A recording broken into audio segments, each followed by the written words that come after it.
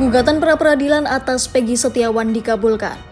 Permohonan itu dikabulkan oleh Hakim Tunggal Pengadilan Negeri Bandung Eman Sulaiman pada Senin 8 Juli 2024. Hakim menyatakan penetapan tersangka itu tidak sah dan batal demi hukum. Namun sebelum permohonan gugatan ini dikabulkan, perang kesaksian sempat mewarnai penetapan Peggy sebagai tersangka dalam kasus pembunuhan Vina dan Eki. Sebelumnya, seorang saksi kunci bernama Aep mengaku menjadi orang pertama yang menyaksikan penganiayaan. Aep memastikan bahwa Peggy terlibat dalam kasus pembunuhan Vina dan Eki. Pada saat kejadian, Aep yang sedang nongkrong di sebuah warung dekat TKP mengaku melihat sekawanan orang menyerang Vina dan Eki. Aep juga mengaku mengenal wajah 8 pelaku pembunuh Vina dan Eki, meski tidak mengetahui persis nama-nama mereka. Lalu bagaimana nasib kesaksian Aep usai Peggy bebas dari status tersangka?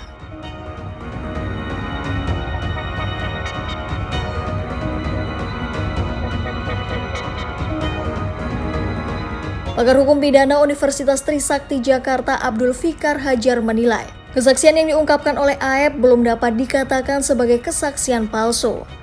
Pasalnya pra-peradilan hanya memutus perkara yang bersifat formal atau hukum acara, yakni cara-cara negara melaksanakan haknya untuk mengenakan pidana.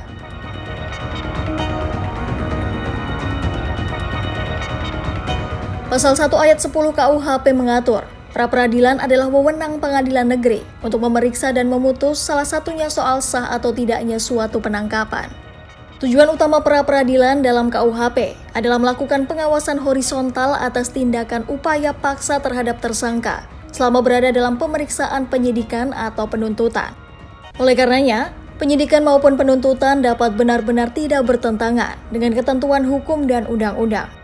Pengawasan dari PN pra-peradilan pun ditujukan agar aparat penegak hukum tidak sewenang-wenang dalam melaksanakan tugasnya.